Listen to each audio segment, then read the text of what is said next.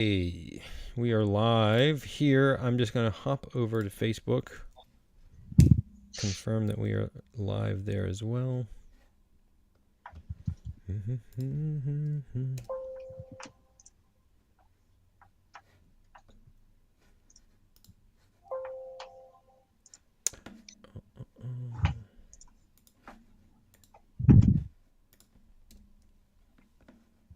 And yeah, if there is anything chiming like that, I'm we can closing mute them. it. There we go. We are streaming. We are live. The show is up, so let's not keep everybody waiting. Let's start the show. Hello, everyone. Welcome back to Luncheon with the Experts, a Carcinoid Cancer Foundation and LACNets program brought to you by Ipsen Biopharmaceuticals. My name is Rain Bennett. I'm your host this episode, every episode, and I'm a filmmaker and a writer that's been working with CCF for over 10 years at this point. 12 years, I think it is. And over that decade plus, we've created lots of different video content, live video series like the one you'll watch today, patient-centric documentaries, treatment-based videos, conference videos, all with one mission in mind, though, and that is to spread awareness and education about neuroendocrine tumors. That is what we're here to do. Now, the value from this show specifically, Luncheon with the Experts, is twofold in my opinion. One, the information and advice and answers to your questions that you'll get from our guest. Two, the shared stories, shared experiences, and shared support from the community that we've cultivated here in the audience of the show. So you can see people chiming in and saying hello. I encourage you to do the same thing if you're new to the show, if you're new to this journey. Welcome. But also, I really encourage you to lean on this community. It's extremely supportive. It's very, very helpful, and it's a beautiful thing for me to have witnessed over the past decade. So don't leave that resource untapped. Reach out, introduce yourself to people. They will help you along this journey. Now, before we get started, we always want to thank our sponsors, Ipsen Biopharmaceuticals. Simply, we couldn't do the show without them. And so we have this disclaimer from them at the top of the program we like to say as well, and that is that the opinions expressed today by the guest presenters, as well as the questions asked by the audience, that's you all at home, haven't been created or suggested by the sponsors of Luncheon with the Experts, and CCF or LACNets do not endorse or promote any of the views, opinions, or information provided in the presentation necessarily. So, this is the crux of it. Audience members should not rely solely on the opinions or information expressed by the guest and should seek guidance and direction from their own medical advisors regarding any choices they make about their health or treatments. Okay, so all of that is to say each case of this disease is unique, so each plan and path forward is as well. So take the information, the general advice that you gained today back to your home team, which does know your specific case, and make the best plan and path forward for you. Okay, so today we are welcoming back to the show for a second time, I believe, Dr. Bassam Sonbol. How are you, Dr. Sonbol? Good. Thank you for inviting me back. It's always a pleasure. Absolutely. So for those that may not be familiar, maybe they didn't see your first episode, tell the folks at home what role you fill in this net community that I alluded to earlier. What do you do? Where do you work? And how do you show up for the net community? Yeah. Again, I'm glad to be here. It's a great platform, and I love this kind of the live component. Patients can ask questions. It's very important. So I'm a medical oncologist, and I practice in Mayo Clinic, the warm Mayo Clinic in in in Arizona. Of course, we have another warm one in Florida, but this is kind of in the southwest right now here in Arizona. And I've been here since 2016. I did my fellowship here between 2016 and 19. And then I've been with Mayo Clinic as a faculty, seeing GI cancers, gastrointestinal cancers, with a focus on neuroendocrine tumors for really the last 5 years as a faculty with Mayo Clinic, Arizona. So medical oncologist, of course, is the doctor who talks about cancer in terms of chemotherapy, somatostatin analogs, and all of these things. And I serve the community by being a team member. So in terms of I have my own team or work with my own team where we have nurses, nurse navigators, MAs, and we work all together as a team. And then our team also work in collaboration with other teams that have interest in it. For example, interventional radiology, cardio oncology, radiation oncology, and GI doctors. And As a Mayo Clinic in Arizona, we're kind of considered uh, under the umbrella of Mayo Clinic overall as a Mayo Clinic Cancer Center. So it's a one cancer center with three big sites. The main site, or the mother site, if you will, is in Rochester, Minnesota, and then we have the two other sites in Mayo Clinic, Florida, in Jacksonville, and here in Phoenix, Arizona. And it's the component also. I was talking about the collateral kind of working with other teams here, but also if you zoom out as well, we also work as a team with the three sites. So I mean, probably the community is already familiar with Dr. Starr in Florida, and Dr. Hafdanerson and Hubday in Mayo Clinic, Rochester. So we all work and collaborate as a team in terms of patient care and research and things like that. And why is that so important in this disease specifically? The collaborative Yeah, nature. I think it's very important because while the prevalence is not, meaning how many, if you ask at any certain point how many patients with neuroendocrine tumors, that's what we call the prevalence. The prevalence is pretty high actually for how many patients neuroendocrine tumors, but the component of the incidence, meaning new cases every year, it's a small number. It's still a rare tumor in terms of the incidence, the new cases. And whenever you have a relatively rare tumor, you always you always, well, when you want to try to serve this community, you always want to try to collaborate, to kind of, if you want to do research or you want to do something, you always want to collaborate with others to kind of bring the highest volume, and you can apply things to that highest volume and ask questions. Okay, what's the prevalence of loose stool diarrhea in this patient population, or in the new patients who are getting this and that? So that's why the collaborative component is very important. And then in other things as well. I mean, I might know something coming up that another doctor doesn't know, and vice versa. They might know something. And each interaction, when we interact with each other, we always kind of really educate each other about some, and exchange ideas, and to kind of get better at what we do. Got you.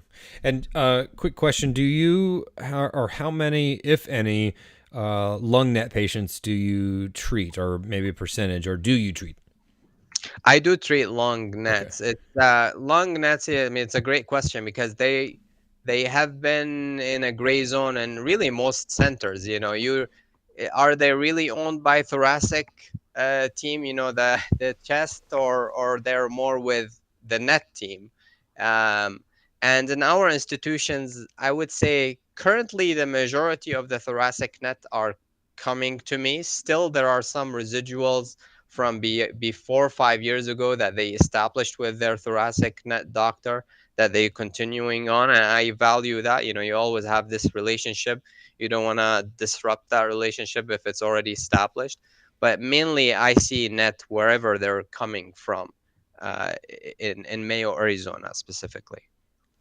Got it. Appreciate that. And, that was one of the reasons I asked the question, because it is, kind of in that middle zone, but also one of the first questions that we have coming in from the audience. Christine says, I'd like to hear how research on lung carcinoid is coming along. Do you have any information on that? Yeah, lots of things that are being developed and have been developed for net in general actually applies to lung/thoracic net. To give an example, I mean, just the development and the FDA approval of PRRT, with, like, currently the approved regimen, the approved drug is Lutathera. It was approved based on a study that was done, the NETTER-1 study, in small bowel neuroendocrine tumor. However, because of there are lots of data suggestive that it's actually work also in pancreatic, so it was approved in pancreatic too. However, in the clinic, we also use it for thoracic net and lung net. So that's what I mean by, lots of things being developed in that space actually applies to this. So we use PRRT in these patients with lung net if they specifically have the receptors, of course. And then other things, there are ongoing studies, like, for example, a Lions study looking at the use of whether to use everolimus or other regimens in this disease, which one is better. These are all questions. So again, lots of things that are being developed for GEP-NET or gastroenteropancreatic, meaning from the small bowels and pancreas, applies to the lung. Got it. Thank you. And thanks for your question. And folks at home, just a little bit of best practices. We don't know your specific case, so sometimes sometimes people want to include a lot of details, thinking for clarity sake. I think that's my hunch, but it's really hard to navigate and address that sort of question in this format, right? So the best way to answer questions, or ask them rather, to get them answered, is small little generic chunks. There is no limit on how many questions you can ask today. So just general pieces. If we need more information for clarification, Dr. Sonbol let us know, and we'll ask for that. You can always chime back in later, but that just helps us kind of manage the question. Sometimes if there's a couple of paragraphs, it's really hard to get to the crux of it. So Nancy comes in with a question. It says, serum 5-HIAA is normal, but my serotonin level has climbed in 3 years from 200, 300, 400 to even 600 last month. What's the significance of that? Yeah, I mean, neuroendocrine tumors, I mean, they have the endocrine name in there, in the endocrine portion, and then in the name in there, because they have the capacity to produce hormones. And a significant number of, especially small bowel neuroendocrine tumors, they can produce hormones, and one of the main ones is serotonin. Now, in our body, normally we have serotonin that floating around, and it's important for many things, for the mood, for regulating bowels and things like that. However, in neuroendocrine tumors, sometimes that production of serotonin gets amplified almost 60-65 times, actually, in some studies they said. And the way to measure it, you can measure a serotonin in the blood, but the problem with serotonin in the blood, that if you measure it, it really fluctuates throughout the day, and also depending on the diet and things like that. So it's not the most reliable thing. I typically do not check directly the serotonin. I checked with what the metabolite, meaning when our body takes the, you have serotonin in the body, the way to get rid of it is the body converts it to something called 5-HIAA, and that's, you can test for it in the blood, and then you get rid of it through your urine. So the older way of testing was 24-hour collection of urine, which is the 5-HIAA in the urine. And now we have the availability to do serum 5-HIAA. Serum 5-HIAA or plasma 5-HIAA, it's actually much more accurate and less dependent on food, drugs, medications, and things like that.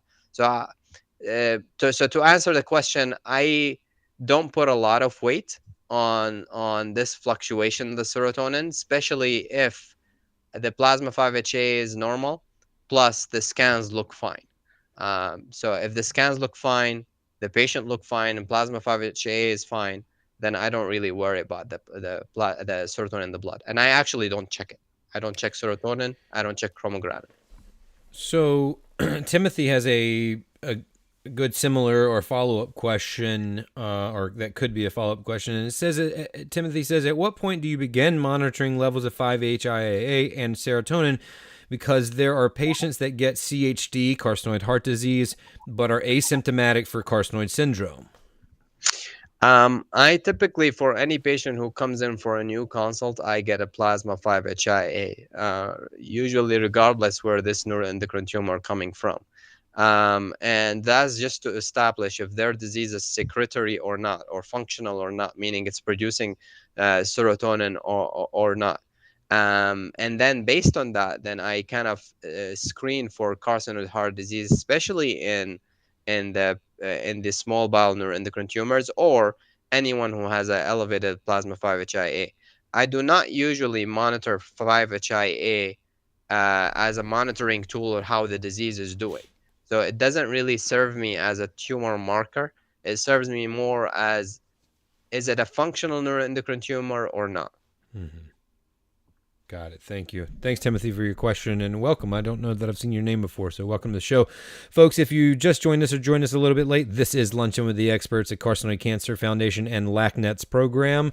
We are well over 100 people in the room today. That is awesome, from all over the world. Special shout out to a seemingly growing population from North Carolina, which is where I am, and I reside in Durham. So yeah, special shout out to my North Carolinians in the house, as well as Sonia from New Zealand. All over the world, folks. Let's keep it moving and get these questions answered. Dr. Sonbol, do you treat patients with thymic net that high grade? Yes. So just to kind of so neuroendocrine tumors, and I'm gonna just mention maybe 1 or 2 minutes about neuroendocrine Please. neoplasms in general, just because that might answer subsequent questions as well. I mean, neuroendocrine neoplasms can really arise from any part of the body.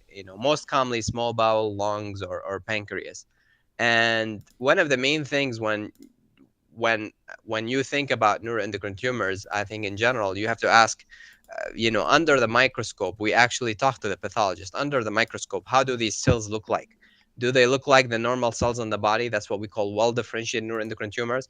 Or they look kind of aggressive, ugly, large. That's what we call ugly, or even small sometimes. That's what we call poorly differentiated neuroendocrine tumors. So we have well-differentiated and poorly differentiated. And then the other thing we also discuss under the microscope, how many of these cancer cells are aggressive in dividing.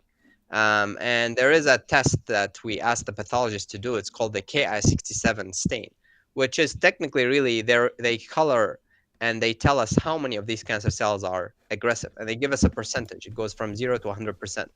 So, so as you can imagine, I mean, it's a spectrum that starts with well differentiated to a poorly differentiated, and then we have lower grade based on the KS7 or a higher grade. So that's what the question is about. What about the high grade thymic neuroendocrine tumors? Mm-hmm.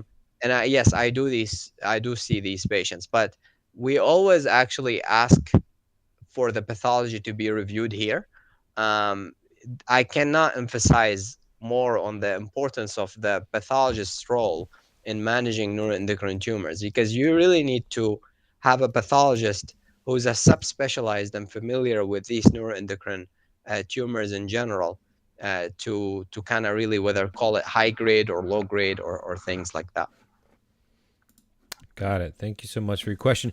And I saw you last week. I believe your name is it Hui Min? Let me know if I'm pronouncing that correctly. I would want to make sure I get that right. But welcome back to the show, and let me know if you have a follow-up question. Next question, pretty straightforward, from Kirsty rather. Ozempic and NETs. Should NET patients stay away? But the answer is we don't know. I think Ozempic, there's lots of things we don't know about it right now. It's just still relatively new medication, and I think most people now know about it. But for those who don't know, it's a diabetes the medication that one of the side effects of it is weight loss, and now it's commonly being prescribed by primary care physicians for weight loss purposes. We still don't know. We don't know about the cancer thing, if there is any relationship with cancer or anything like that. So the answer is I don't know. I would say that if one of my patients have diabetes and their doctor, the diabetes doctor, thinks that this is the way to go, then I'm okay with them prescribing it. Got it. Thank you.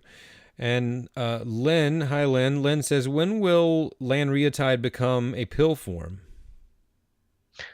It's a great question. So Lanreotide specifically, now Lanreotide and octreotide are, or octreotide LAR. The other name is, Sandostatin is one of the commercial ones available. But these medications, they're under the umbrella of what we call somatostatin analogs, These neuroendocrine tumors also one of the main features or unique things about them. If you imagine the cancer cell is like this, on the surface they have small antennas, like we call them receptors, and these receptors are called the somatostatin receptors, and they are important because we can target them in multiple ways.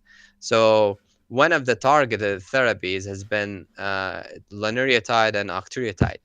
And the octreotide and Lanreotide, they go all over the body and hook up to those cancer cells on those receptors, stop them from producing hormones and stop them from growing. Currently, there is no pill form, but there is actually there is a study that was testing a new pill that's a somatostatin analog. It's not a Lanreotide in a pill form; it's a completely new pill. And we heard a press release a few months ago that the study was positive and it improved symptoms in patients with neuroendocrine tumors. We didn't get more details about what that entails because we haven't seen anything. We haven't seen even the abstract. It was just a press release. So the answer is probably soon we will have a pill form of somatostatin analog. And next question from Linda. Is alpha PRRT coming to Arizona? I'm assuming that's at the Mayo Clinic anytime soon.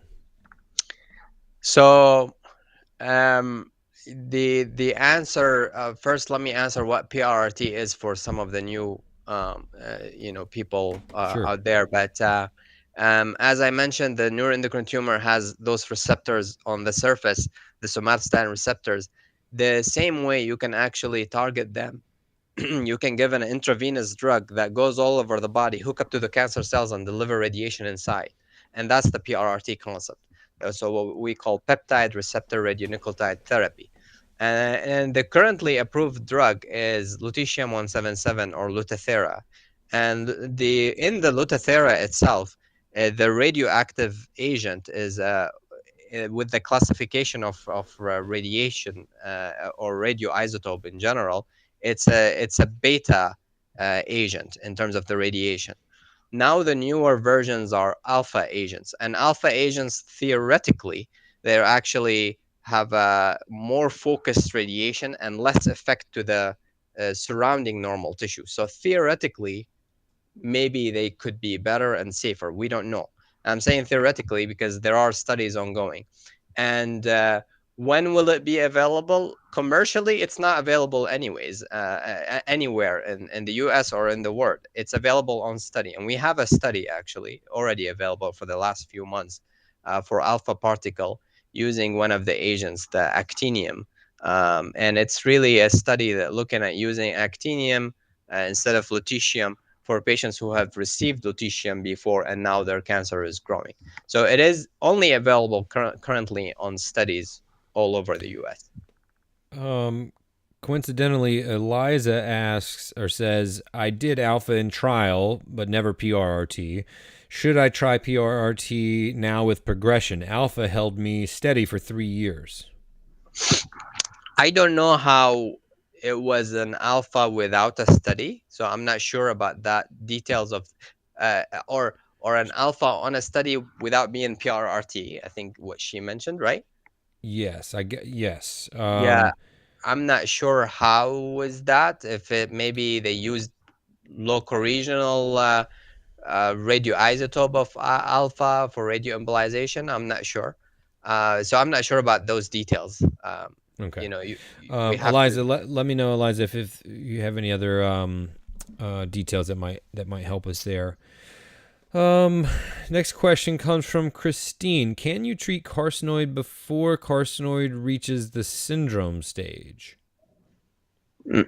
Yeah, we can. I mean, the indication for treatment if someone has a metastatic neuroendocrine tumor or metastatic carcinoid. The other name for neuroendocrine tumor is a carcinoid. It's kind of the older name, but the one of the indications is if you have a tumor, metastatic neuroendocrine tumor, metastatic carcinoid that's either bulky or causing problems in terms of, for example, it's growing, or it's pushing on the liver, causing pain for the patient.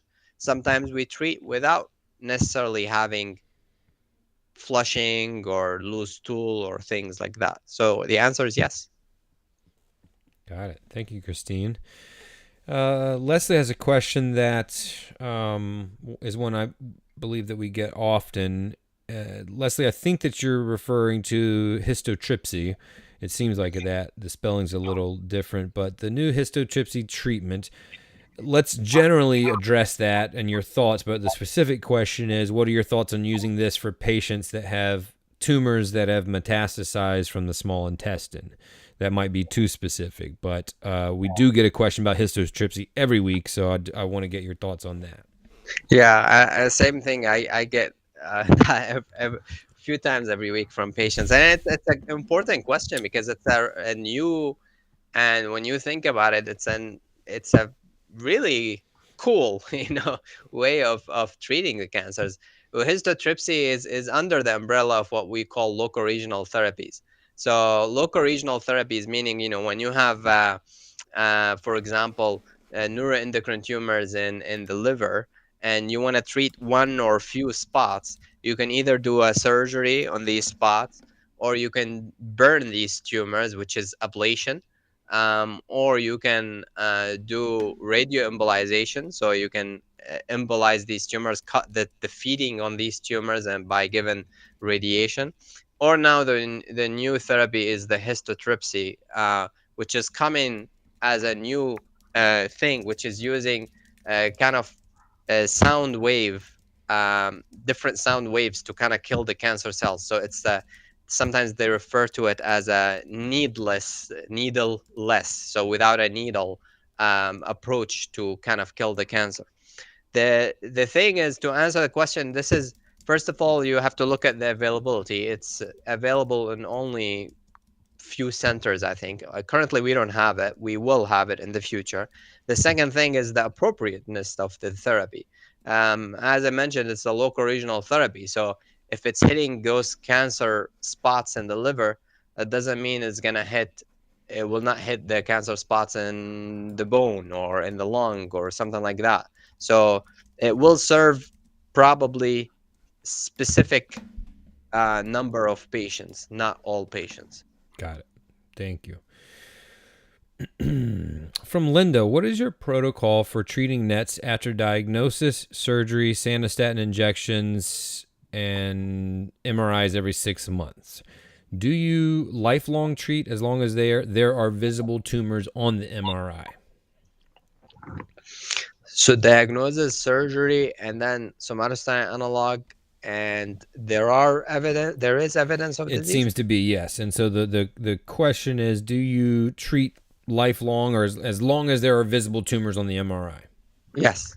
Yeah. So if there is a visible tumor on the MRI, then I have a discussion of what are we achieving with the somatostatin analog. Do we need it for symptom control or controlling the disease, or we don't need it, we can go on observation. Some patients, I'm giving an example because, for example, some patients, they get what we call debulking surgery. So they get most of the tumors that they have out, and maybe they're left over with one or two lymph nodes that are actually tumor, and they're still there.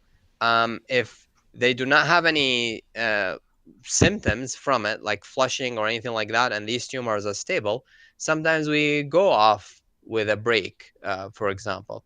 Otherwise, we might need it if new spots showing up, or it's growing, or if the patient already has flushing or positive elevated plasma 5-HIA.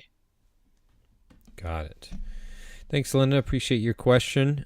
From Eileen, does having MEN1, and let's establish what that is, necessitate a specific treatment protocol?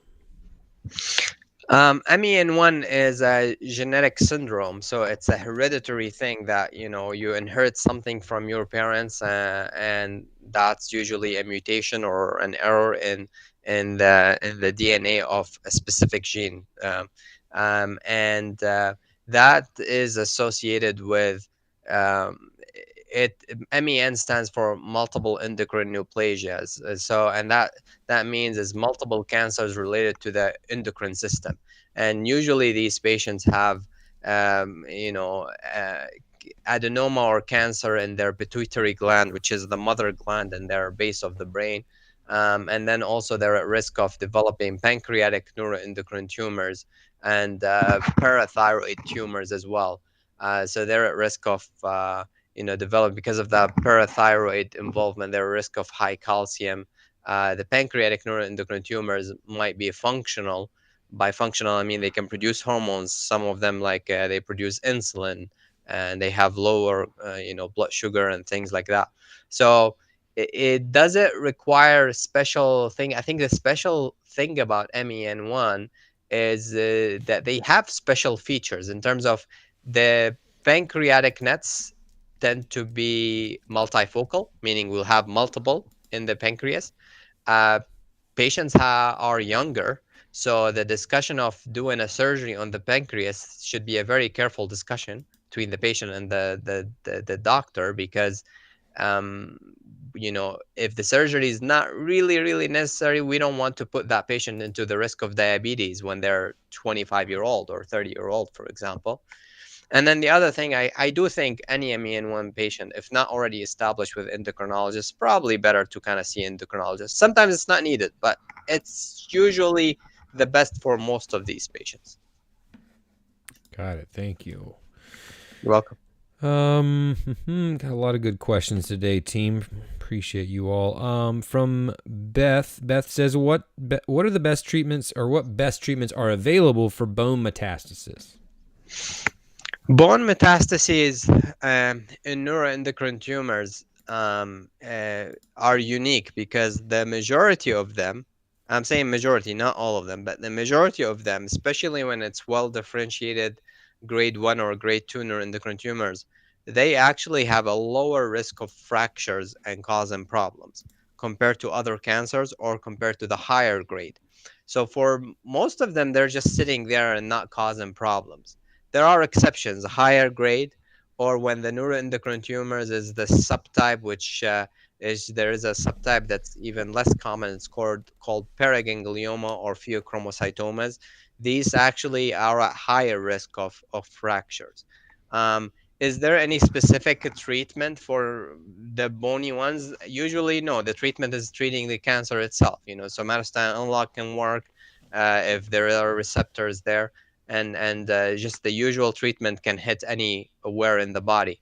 It might be that they're also asking about the role of, some doctors, they give a drug called zoledronic acid or Xgeva, and that the other drug is denosumab, or it's called Xgeva, which is to strengthen the bone to prevent fractures. That's questionable if that's needed or not.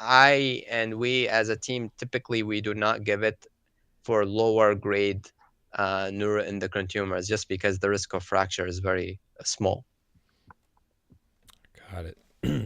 Thank you, Beth. Appreciate your question. From Vicky, I've definitely heard this question before many times. If a tumor is removed from the small intestine, how do you know if it's the primary? Because most commonly neuroendocrine tumors, they come from the small bowel, pancreas, or lung. So on the scan, if we see there is no evidence of, by the scan I mean any patient with neuroendocrine tumors, they should get a PET dotatate scan. Whether PET CT or PET MR, it depends on the scenario, but it has to be a PET dotatate to assess where the disease is at. So if you only see there is the small bowel neuroendocrine tumors, no any evidence of anywhere else, then that's probably the primary tumor. Got it. From Meg says, is it safe to take bioidentical estrogen / HRT postmenopausal after having a pancreatic net? I think in terms of the risk of the cancer coming back, we're not aware of there is a higher chance of that's a common question as well I get, because it's an endocrine type of thing, hormonal therapy and neuroendocrine, they're more like related to a hormone, but it's completely different process. So we're not aware, and I don't usually have a problem with patients being on that if that's indicated by their primary care physician or endocrinologist. So it's usually not something we think about with a higher that it's going to put them at a higher risk of cancer coming back or anything like that. Got it. Folks, we're just a little bit more than halfway done, so still plenty of time to get to those questions. So keep them coming. Kathy says, why would a PET MR scan with an FDG tracer be ordered 6 months after a CT dotatate scan returned mets to regional lymph nodes? What would you be looking for that the dotatate scan did not reveal? It depends on the scenario. So the question is about, first of all, it's two component. It's a PET MR now compared to the PET CT. And also the other part of the question is FDG compared to dotatate. So um, in neuroendocrine tumors, because the majority of them are slow growing, if you do the typical FDG PET scan, which is FDG is kind of injecting the patient intravenously with radioactive glucose. So meaning that's anything in the body that's faster in dividing, or it's kind of a more active cell in metabolism, it would light up. So that's why if you inject me with FDG, the brain would light up, for example. And then if I cut my finger, it might light up as well, because that's inflammation. That would light up too. And then cancer, normally, most cancers, they light up because they're faster in dividing. However, because neuroendocrine tumors that are well differentiated, lower grade, they're slower, they might not light up on the FDG. So the solution was to look at different tracer or different thing to inject them with, which is the dotatate scans. The dotatate scans, they go all over the body and hook up to those cancer cells on those receptors I talked about, the somatostatin receptors, and then they would light up. So majority of well differentiated grade 1 or 2 neuroendocrine tumors, they are positive on dotatate, negative on FDG. And it's kind of almost vice versa in the neuroendocrine carcinoma, the higher grade, meaning higher grade neuroendocrine carcinomas, they are positive on FDG but negative on dotatate. So to go back to the question, it might be that this patient has maybe she or he, they have well differentiated neuroendocrine tumors that is high grades. There is this category that they are well differentiated, but they're high grade at the same time, and they tend to be positive on both scans. So their doctor might be getting those scans to kind of assess, which way it is. Again, it's hard to kind of tell that, but I tend to do both scans, FDG and dotatate, in those patients who have the well differentiated grade 3. Got it. Thank you so much. Appreciate your question, Kathy. Here's a quick, easy one. Are you accepting new patients currently? Yes. What is it? So I have a Becky, an MDA patient with a lung net. What's best way to get that into that course into action to reach you? Can I send you, Rain, some information and Yeah, distribute, you or may what? be I able know. to. What do you want to send? Because depending on what It's it a, is or how private you want to keep it, you can write yeah. a message in the chat yourself if you'd like, or you can certainly email me and I can pass it along. Whatever you're comfortable with. I'm not sure what you Yeah. wanted. Or they can look up Mayo Clinic Cancer Center in Arizona, and then they can call the phone number and they can ask for the Central Appointment Office. It's called Central Appointment Office, and the Central Appointment Office, then they will get them in touch with, they will get the request, and we have two excellent nurse navigators. They will call them and collect everything, records and everything, and then Okay. we go from there. Cool, Becky. Hopefully that helps. She does say that she's been trying to get in to see you.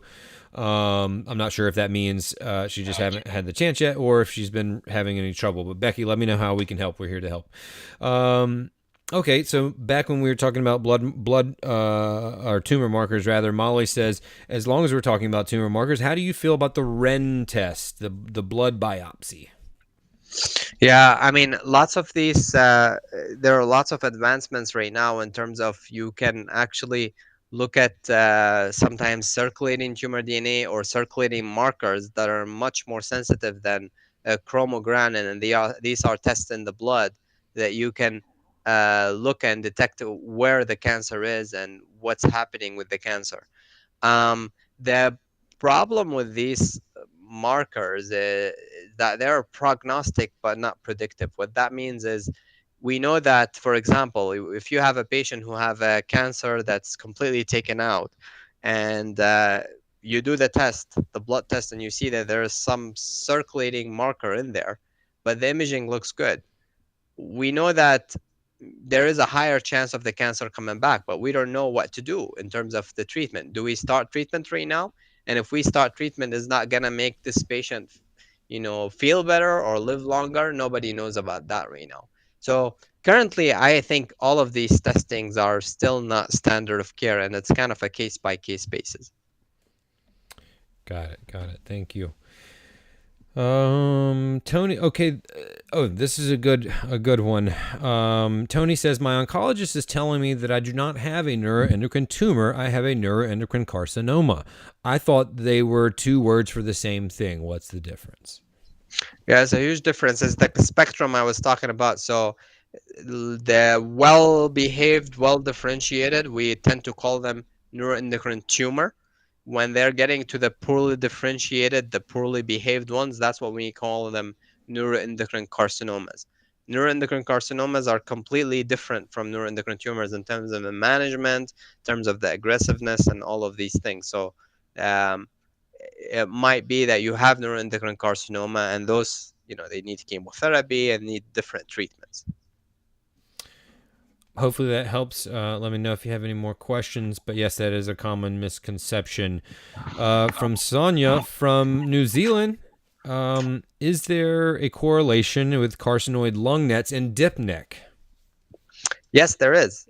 So some dipnec, they can actually change into carcinoid, and there is definitely association. I have patients who have both, and I have patients who have dipnec alone. Dipnec, what it is, it stands for diffuse idiopathic pulmonary neuroendocrine. It's a lot of them. Yes, lots of words there. Yeah, but hyperplasia, yes, neuroendocrine hyperplasia. There But it is. so it's kind of, you can think of it. I tell patients to think of it like it's like the polyp of colon cancer. It's like a precancerous thing. It's sitting there. It has the potential to convert into lung carcinoid, and it may not. However, the problem with it is sitting in an important organ, which is the lung, and it can cause symptoms. Um, uh, so these patients usually follow us as medical oncologists plus pulmonary doctors. They do need lung doctors. Got it. This is for Sonia and everybody else. Actually, I mentioned at the very top of the program how many. I mean, I don't know, countless videos that I've done with CCF over the past decade, but several that we've talked about this topic specifically. And there is one treatment-based video, maybe a 10-minute video or so, specifically on lung nets and dip neck, Sonia. So. If you go to our video library here on Facebook or on YouTube, they're categorized by series, and so you can pretty easily navigate them. Luncheon with the Experts has, like, I don't know, 100, 200 episodes, so it's not there, but it is in another little bucket or playlist that you should be able to find. But let us know if you can't. But that's all things lung nets and dip neck, so I think it could be very helpful. And that's kind of a general statement to everybody. If there's a topic of concern, there's a good chance we've done a video about it. So I just urge you to also use that as a resource. And if you need guidance to find that, just let us know. We can try to send you the link. Just more than 10 minutes left. Let's keep it moving. Polly says, I have a grade 1 well tumor head of the pancreas and small intestine. this is a very general, kind of vague question, but what's your advice is the question. So maybe we could reframe that as like, what are the things that Polly should be considering with a grade 1 well-differentiated tumor in the head of the pancreas and small intestine? Yeah, I mean, the question is whether, first of all, whether it's metastatic to other sites or not. I mean, that's the other thing we look at is usually what's the size of the pancreatic one. For example, if a patient has a small bowel plus pancreatic, we probably, and it's not metastatic, we probably can take the small bowel out, small bowel neuroendocrine tumor out, and then the pancreatic, depending on the size, we can either observe or we can take it out. There are some kind of generally accepted, agreements that if it's less than 1 centimeter, you can observe it. Above 2 centimeter, we typically take them out. And then there are gray zones. So it differs between patients, and it all depends on, again, whether it has spread or not. Got it. And folks, this is just an FYI. If you haven't noticed in the chat bar over on the right, our partners LACNets is, and we generally try to add links to resources or concepts, drugs, medications that are mentioned in the episode. So specifically, I'm seeing the one that we've had a lot of questions about, histotripsy. And so we have a YouTube video there posted. But if you scan the comments, you'll see, links to trials that we've mentioned or any resources that we've mentioned, so you don't necessarily have to open another browser window and start Googling while you're trying to listen. So that's one of the things we try to do to help. Earlier, Dr. Sonbol, you brought up pheopera patients, and Jill asked a question about pheochromocytoma. What is the best treatment for pheochromocytoma that cannot be operated on and are causing high blood pressure issues as well? It also depends on where it is, how much it's spreading, and things like that. Pheochromocytoma, when it's localized, we try to take it out. When it has spread, we can actually, somatostatin analogs such as octreotide or Lanreotide, they can actually improve the blood pressure, because it connect to the cancer cells and stop them from producing hormones. And the problem with the blood pressure in these pheochromocytomas or paragangliomas is that they actually can produce the stress hormones, meaning epinephrine or epinephrine and things like that, and that increases blood pressure. So if you cut the source, which in this case is by doing somatostatin analog, you can control that. If the somatostatin analog is not working anymore, we can go to other treatments. So to answer the question is really treating the cancer itself, treating the pheochromocytoma or paraganglioma. Sometimes these patients have syndromes, like one, and there are treatment to specific syndromes. For example, one of the syndromes is called VHL, von Hippel-Lindau syndrome, and it has specific drug or pill that can be taken, and that can control that as well. So it depends on the situation. PRRT also can be used, and we've definitely used it, and definitely can help with the blood pressure as well. All right, got it. Meg says, how long would you follow up after a PNET removal via distal pancreatectomy, and now there's no evidence of disease? How long would you follow up after that? Is it lifelong, or what's the interval or term? At least 10 years. At least 10 years. So neuroendocrine tumors are different from other cancers because the majority of them are slow. It takes them time to come back. So it's not like other colon cancer or things like that where we say, oh, it's been 5 years now, you're cured. No. And in neuroendocrine tumors, we have to continue following up to 10 years. And then after 10 years, if there's no evidence of cancer coming back, we kind of, on case-by-case basis, the majority of the patients can be discharged from clinic and just followed by their primary care physician for the normal general population thing. But yes, at least 10 years. Got it. Thanks for your question. Another PNET question I saw. Yes, from Amna. Hi, Amna. Can PNET non-functioning change from low grade to high grade? It can, yes. It's extremely rare. We've actually looked at it at Mayo Clinic, and it was very, very rare to kind of change from low grade to high grade. Um, but there are some indicators for that change. Like, for example, if we have a patient, especially that change from a well differentiated to poorly differentiated, if we have a patient, for example, and they have a 1 inch tumor in the liver, and now a few months afterwards it's 5 inch, 5 inches. I mean, that's not something expected for well differentiated. So we tend to biopsy again to reestablish, okay, what are we dealing with here? Or if we have a dotatate scan, net that's, it's all over the body and it's positive and dotatate, and now we do a scan with a larger lesion and that larger lesion is not positive and dotatate anymore, that can be a conversion to a neuroendocrine carcinoma, because a lot of them can lose the dotatate, those somatostatin receptors uh, on the scans. Got it. Appreciate your question.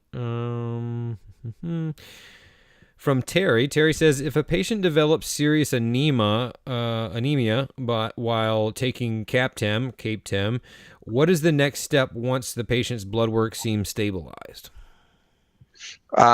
Depends on how bad, how severe the anemia was, depending on multiple things. But most of the times, we can safely restart with a lower dose, and that can take care of it. Minority of the patients have severe anemia, severe thrombocytopenia, that it's kind of a little bit dangerous to restart. So it really depends on the circumstances. But the majority of the patients are, you can restart at a lower dose with your doctor.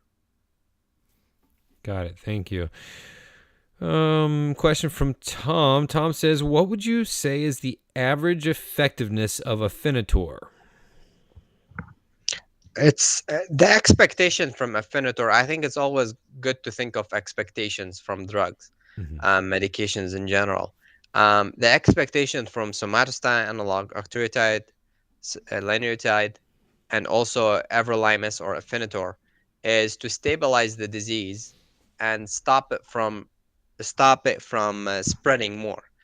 The expectation is not really shrinkage. They rarely can shrink the disease, especially Afinitor. It can, but that's rare to have a cancer that's kind of shrinking. And usually when it works for more than a year, and it can be a few years. I do have patients who have been on it for 4 and 5 years. So that's why I think it's important to kind of think about the expectation in general. Got it. Kat says, what is the status of patients receiving, this is regarding PRRT, by the way, an additional 5th or 6th session in the U.S.? I still have 2 very active tumors and receive Lanreotide every 21 days.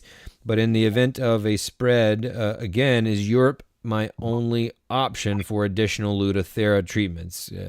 As of now, it's 4 in the U.S. Is that correct? Yeah, currently in the US, the indication for treatment is 4 doses. For patients who have had benefit from PRRT before, meaning they got it a few years ago and it gave them, symptom control or stabilized the disease, and now the cancer is growing again, it is one of the options to do retreatment when usually retreatment is usually with 2 additional doses. This has been done before the US and Europe, because they started before us with PRT, so the cancers spread, earlier in their case, and now we're having more and more in the US. And we've done it. I mean, I've done it in Arizona at least 8 or 10 times actually, retreatment. The challenge would be with sometimes insurance challenges are there.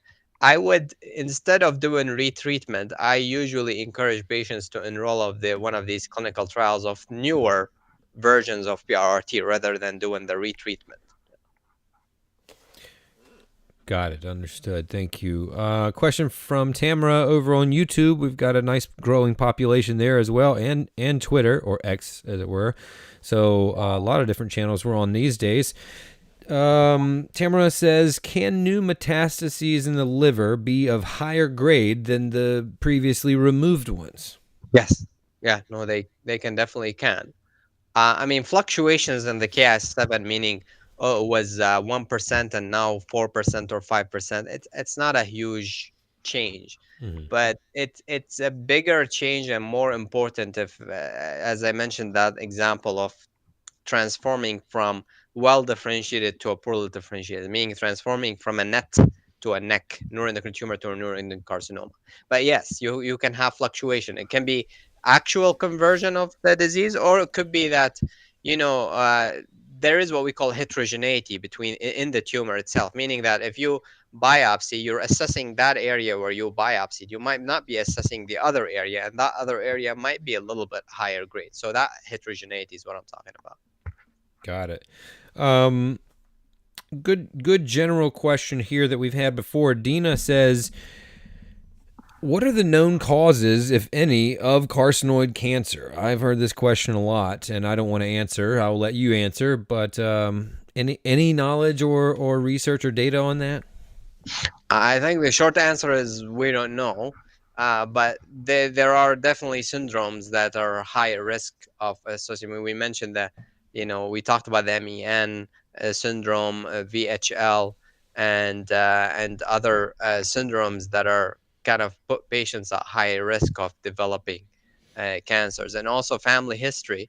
If it's in the family history, there are neuroendocrine tumors, then there might be a higher risk of neuroendocrine tumor development. But what's causing it? Is it associated with smoking? Is it associated with specific diet or environmental exposures? I think we really don't know. Fair. Thanks, Dina. From Kathy, do MRIs pick up tumors that CTs don't? Yes. Yeah. And in the liver specifically, Hmm. MRIs are much better in assessing the liver involvement than CT. Um, CT gives you a kind of a good view. It's not bad, but MRI is definitely helpful, especially when there is something questionable on the CT. Getting MRI is definitely helpful. The caveat and the the challenge with MRI is just it takes longer. Because of that, it's not very convenient for patients in general. Got it. Folks, I think we can do one more question. Brenda says, would you use Lanreotide or octreotide when a patient has no receptors, and in parentheses, lung primary with liver metastasis? No, I wouldn't. And that's an excellent question because lung nets specifically, especially they have different classifications, what we call typical carcinoid, atypical carcinoid, and then you have the neuroendocrine carcinoma. But the atypical carcinoid specifically, they have a lower chance than the typical carcinoids. This is about 60-70%, depending on the study you look at, are only positive for receptors. So those who do not have the receptors, I would not treat them with octreotide. Got it. Got it. Well, folks, we are at the top of the hour. That is our show today. But I just want to say really quickly before we all go, I appreciate you all so much. We reached 150 people in the room today. And that says a lot on multiple channels for people sticking around for the whole hour. And I see you in the comments now thanking us so much and saying great session, great information today. This is so helpful. This is why we do the show. Like, this is absolutely why we do it. I mean, appreciate your gratitude, of course, but like telling us that Pat says it was a very interesting and informative session today. Thank you. This helped so much. I love to hear that because that is sincerely why we do the show. So that validation really helps to know that we are helping you. That's the point of the show. So appreciate that very much. Just wanted to make mention of that. Very happy with our turnout today. Very happy with our guest, Dr. Sonbol. Thank you so much for being back on the show, my friend. Oh, thank you for the invitation. It's always a pleasure. Absolutely, and the people are stating their pleasure and gratitude as well. And thanks to you all at home, of course. And we hope this program helped answer some of your questions. We'll be back in 2 weeks. So this year we're doing it every other week.